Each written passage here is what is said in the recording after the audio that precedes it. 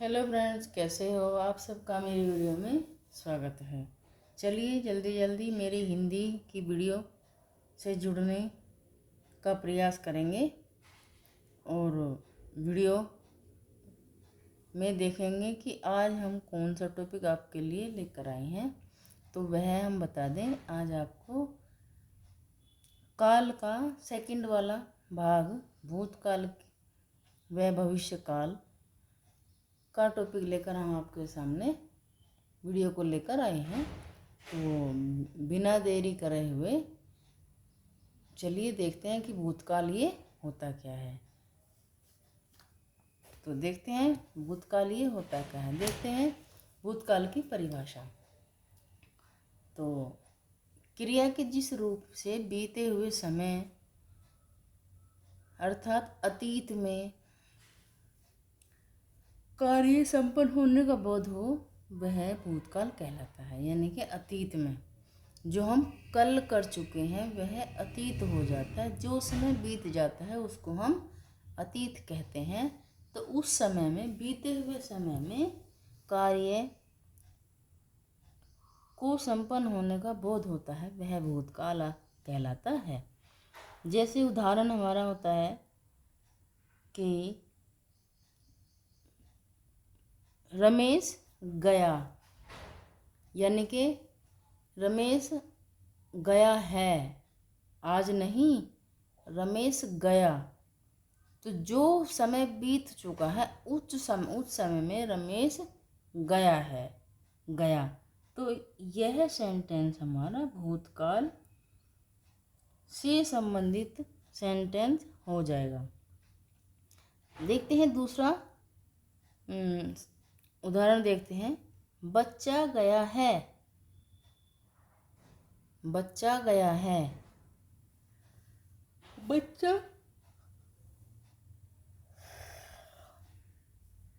गया है, यह भी हमारा भूतकाल का ही सेंटेंस हो जाएगा। तीसरा सेंटेंस देखते हैं कि बच्चा जा चुका है, यह भी हमारा भूतकाल का ही सेंटेंस हो जाएगा। रमेश जा रहा था, यानी कि रमेश कल वहाँ जा रहा था, तो यह भी हमारा भूतकाल के सेंटेंस, भूतकाल के टाइम का ही सेंटेंस हो जाएगा। देखते हैं भूतकाल की क्रिया के भेद, ये कितने प्रकार के होते हैं। भूतकाल की क्रिया हमारी कुछ इस प्रकार होते हैं। इसके होते हैं 5 भेद होते हैं इसका। ठीक है, तो अब हम देखते हैं भूतकाल के 5 भागों का वर्गीकरण। तो भूतकाल में सामान्य भूतकाल होता है एक, आसन भूतकाल होता है एक, अपूर्ण भूतकाल होता है, पूर्ण भूतकाल होता है। तो देखते हैं सबसे पहले सामान्य भूतकाल क्या कहता है। जहाँ बीते हुए समय में कार्य के होने का बोध होता है, जहाँ बीते हुए समय में कार्य के होने का बोध हो, वहाँ सामान्य भूतकाल होता है, सामान्य भूतकाल होता है। उदाहरण देखते हैं इसके कि गजेंद्र आया, गजेंद्र गया।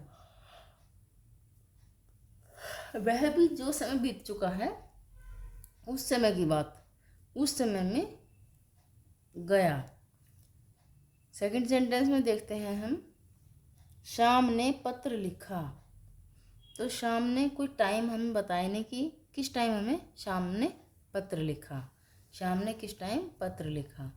तो यह भी हमारा सामान्य भूतकाल में का सेंटेंस हो जाएगा। सामान्य भूतकाल का सेंटेंस हमारा शाम ने पत्र लिखा, यह सेंटेंस हो जाएगा।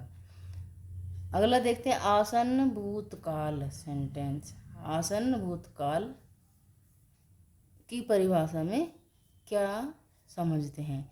इस काल की क्रिया में कार्य के होने का समय, जब यह काल, इस काल के माध्यम से हम गुजरते हैं या हम होते हैं इस काल में, तो कार्य, जब हम किसी कार्य को करने का समय निकट आ जाता है तो वह आसन्न भूतकाल हो जाता है।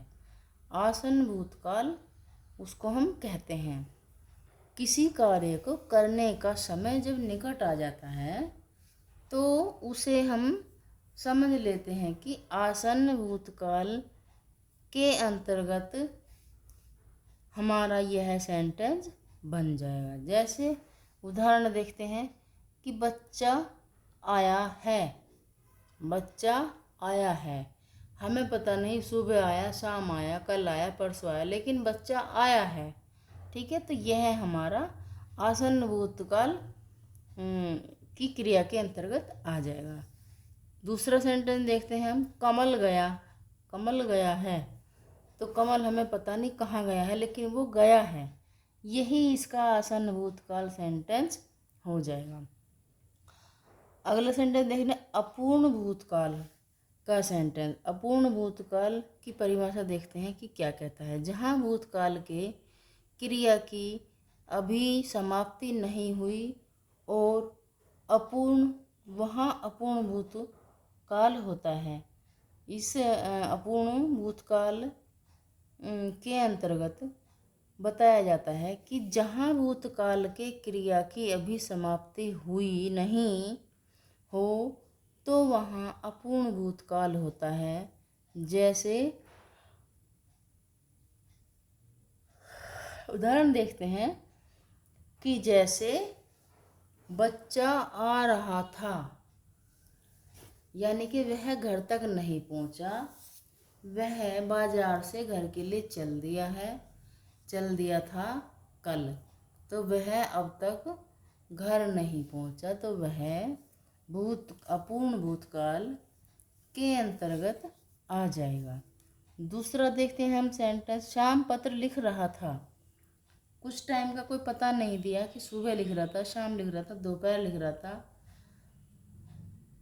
बात ये हो रही है इस सेंटेंस में कि अतीत में बीते हुए समय में लिख रहा था। सुबह और शाम का, दोपहर का कोई पता नहीं है, तो इसलिए यह सेंटेंस हमारा अपूर्ण भूतकाल सेंटेंस के अंतर्गत आ जाएगा। अब देखते हैं पूर्ण भूतकाल सेंटेंस। इस क्रिया के रूप से यह ज्ञात होता है कि कार्य समाप्त हुए बहुत समय बीत चुका है, तो वह पूर्ण भूतकाल क्रिया हो जाएगा। यानी कि हमें किसी कार्य को पूर्ण किए हुए इस भाग में हमें यह ज्ञात होता है कि किसी कार्य को किए हुए समाप्त हुए बहुत समय बीत चुका है, तो वह पूर्ण भूतकाल क्रिया के अंतर्गत आ जाएगा। अब देखेंगे हम उदाहरण सहित। उदाहरण नंबर 1 है हमारा, शाम ने पत्र लिखा था। शाम ने पत्र लिखा था, तो यह हमारा पूर्ण भूतकाल क्रिया के अंतर्गत आ जाएगा कि शाम ने पत्र लिखा था। अब देखते हैं हमारा अगला सेंटेंस हमारा, बच्चा आया था। यानी कि बच्चा हमारे घर आया था। किसी ने पूछा कि मेरा लड़का यहाँ आया या मेरा बच्चा यहाँ आया, तो हमने क्या बताया, हाँ बच्चा आया था लेकिन अब नहीं है। बच्चा आया था मगर बहुत देर पहले आया था। तो यहाँ तक हम समझ चुके होंगे, आप सब लोग समझ चुके होंगे। और आगे देखते हैं। उससे पहले आप मेरी वीडियो को लाइक करें, सब्सक्राइब करें, शेयर करें, सपोर्ट करें, फॉलो करें और कमेंट भी ज़रूर करें। आगे देखते हैं इससे आगे का भाग, भविष्यकाल या फिर भूतकाल के अन्य भाग। ये देखिए भूतकाल के अन्य भाग, 2 भाग और हैं, संदिग्ध व हेतु मध्य भूतकाल सेंटेंस। देखते हैं संदिग्ध में, जहाँ हमें किसी कार्य को करने में संदेह उत्पन्न हो, संदेह रहती हो, तो वह सेंटेंस हमारा भूतकाल संदिग्ध सेंटेंस के अंतर्गत आ जाएगा, भूतकाल क्रिया के अंतर्गत आ जाएगा। जैसे बच्चा आया होगा, हमें पता नहीं, हम घर से बाहर हैं, लेकिन हमें तो ये पता है कि वहाँ से फ़ोन आया है कि वह तेरे घर गया है, लेकिन हम तो यही कहेंगे अगर उसका फ़ोन आने लगे कि मेरा बच्चा तेरे पास आया है, तो मैं कहूँगी कि मुझे पता नहीं, मैं घर से बाहर हूँ, तो बच्चा घर पे आया होगा। तो यह हमारा संदिग्ध भूतकाल क्रिया का सेंटेंस हो जाएगा। अब देखते हैं अगला सेंटेंस, भाई गया होगा। तो जब किसी की बहन के यहाँ से उसका भाई अपने घर के लिए चला जाता है, तो फिर उसकी मम्मी पूछती है कि क्या तेरा भाई गया यहाँ के लिए? तो वो बहन बोलती है कि मैं बाहर हूँ, वह तो गया होगा। ठीक है, हम यही जवाब देंगे कि भाई गया, भाई तो गया होगा क्योंकि मैं बाहर हूँ। अब देखते हैं ये हेतु मद भूतकाल क्रिया कौन सी होती है। इस क्रिया में यह ज्ञात होता है क्रिया भूतकाल में होती है, यानी कि बीते हुए कल में होती है, बीते हुए कल में होती है, किंतु किसी कारण से नहीं हुई, तो वहाँ हेतु भूतकाल क्रिया हो जाएगी, उसको हम हेतु भूतकाल क्रिया कहेंगे। तो इस क्रिया में दो संबंध वाक्य होते हैं। इस क्रिया में हेतुबद्ध क्रिया भूतकाल क्रिया में दो क्रिया संबंध होते हैं। तो वह हमारे कौन से हैं देखते हैं उदाहरण सहित। पहला उदाहरण हो जाएगा हमारा, यदि शाम ने पत्र लिखा होता तो मैं अवश्य आता। भाई इस सेंटेंस में हमें यह बताया जा रहा है कि अगर अक्षित अपने जन्मदिन के लिए हमें बुलाता तो मैं अवश्य, आकाश बोला कि मैं अवश्य आता। तो इसमें कितने काम हो गए। पहले तो अगर अक्षित बुलाता आकाश को तो आकाश जरूर आता। तो पहला हमारा अक्षित का बुलाना और दूसरा आकाश का अक्षित के बर्थडे में जाना। देखते हैं अगला सेंटेंस, यदि वर्षा होती तो फसल अच्छी होती। तो पहले क्या काम होता, पहले वर्षा होती तभी तो फसल अच्छी होती। तो इसमें हमारे दो संबंध वाक्य एक साथ होते हैं।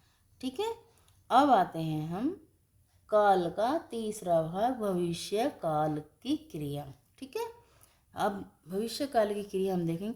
इस रूप से ज्ञात होता है कि कार्य भविष्य में होगा, यानी कि आने वाले कल में होगा, आने वाले 2-4 सालों में होगा। इस काल को हम भविष्य काल कहते हैं। जैसे पहला सेंटेंस देखते हैं हम, राम पत्र लिखेगा, यानी कि कल परसों को राम पत्र लिखेगा, तब अक्षित के बर्थडे में आकाश जाएगा। तो देखते हैं सेकंड उदाहरण, शायद आज संध्या को वह आए। जब उसने उसको फ़ोन किया तब उसके बाद अक्षित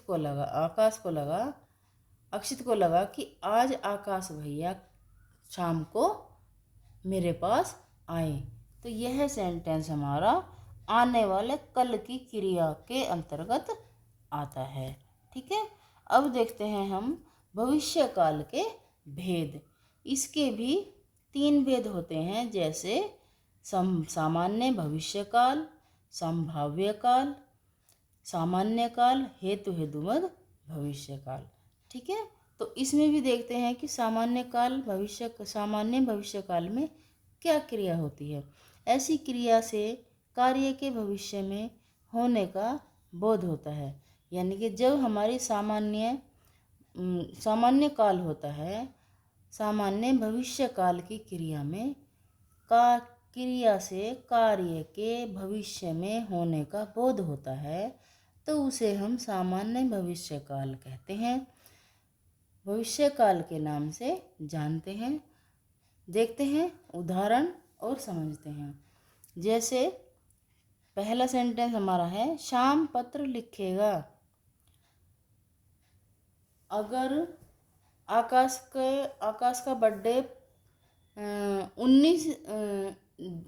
19 जून का है तो आकाश अक्षित को पत्र लिखेगा तो वह उसके बर्थडे में जा पाएगा।